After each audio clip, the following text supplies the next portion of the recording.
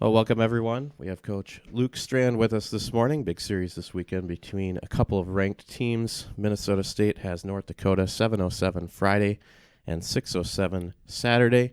We'll take questions for Coach, but I'll take the first one. Coach, you had a chance to see this team last year, and Brad Berry as head coach. What is it about the style of this team that makes them so successful year after year and tough to play against? Yeah, I think they've got a blend of skill, size, experience appropriate that way. They play a good brand of hockey. They play a downhill game. They play north. They play with pace. So I think when you blend that with the skill and the size, it usually comes out for a good recipe. And to their credit, the right back in a spot. Everybody's team's different a year from a year ago. But that blend of, he's got freshmen playing in roles. He's got seniors playing in roles. So it's spread around. It's good. I'll open it up for questions for Coach Strand here. If you want to raise your hand on the stream, get that going. Anybody can do it.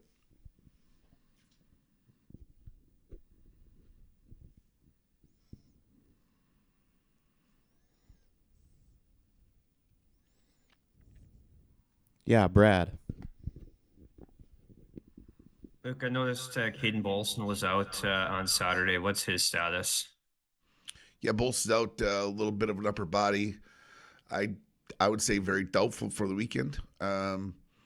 Just kind of it's going to be a week to week scenario here to see where he can get to, and but I would not expect him as of now. It's week to week.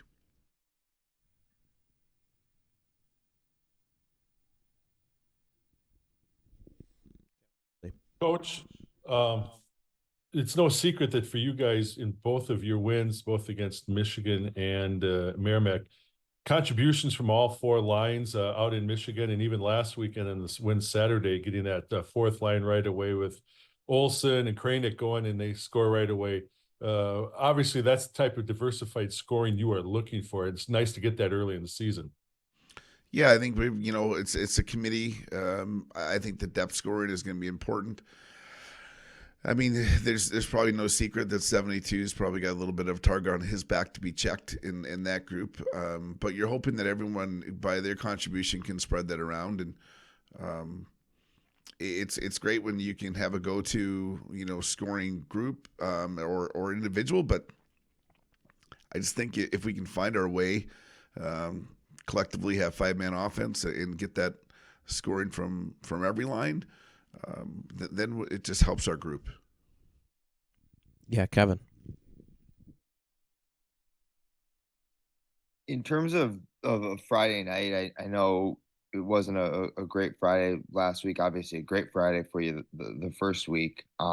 How much do you kind of stress to the guys to just stay even keeled given the environment it's going to be? Because I'm assuming it's going to be a pretty raucous crowd, and it is important to stay even in a situation like this, isn't it?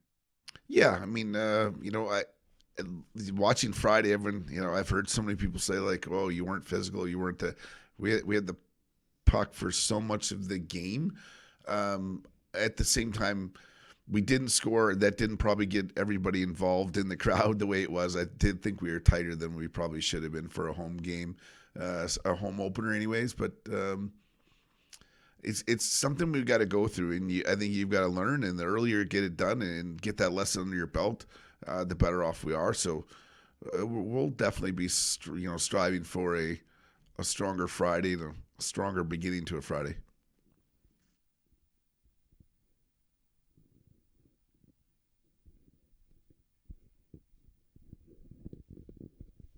Brad.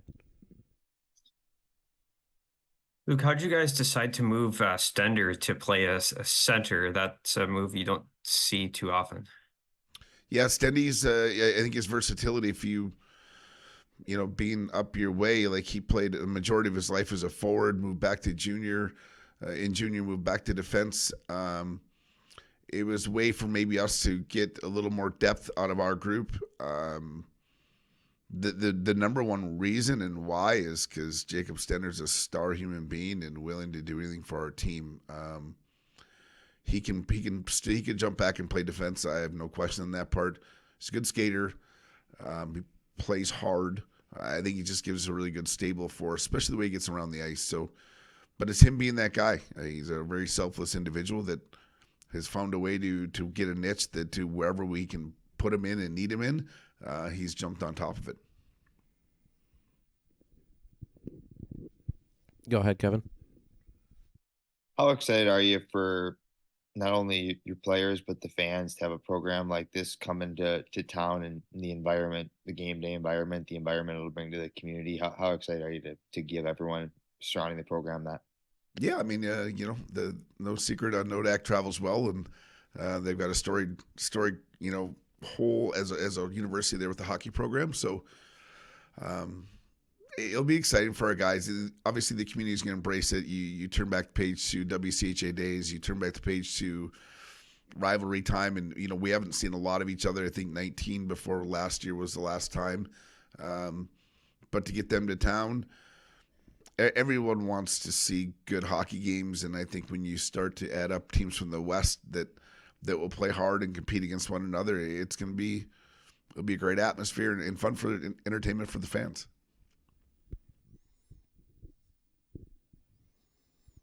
Other questions for Luke? Well, the goaltending obviously has been big the first couple weeks for you with Alex in net. How do you like his confidence in the early part of the year? Yeah, it goes. I think for Trace, it goes back to his maturity. He's handled it. There's definitely internal competition going on. I just think for him to feel good about his space is important. I think we've played pretty firm and sturdy in front of him. At the same time, it was until last Saturday we hadn't scored first. So I think when you start to chase games a little bit, you get behind. He's been able to keep it in a spot where we can get back and getting after it. So it's a spot where he's getting familiar with as a junior now that he can come in and get through, and we can't wait to play in front of him. Kevin? Offensively, I know that you guys obviously last season didn't have any issues scoring goals, but you got to the slow start on the power play this year. How glad were you to see those guys break through and kind of get that monkey off their back? And do you think now going forward, now that that's kind of over, that this can be, the power play can be a really strong unit for your group?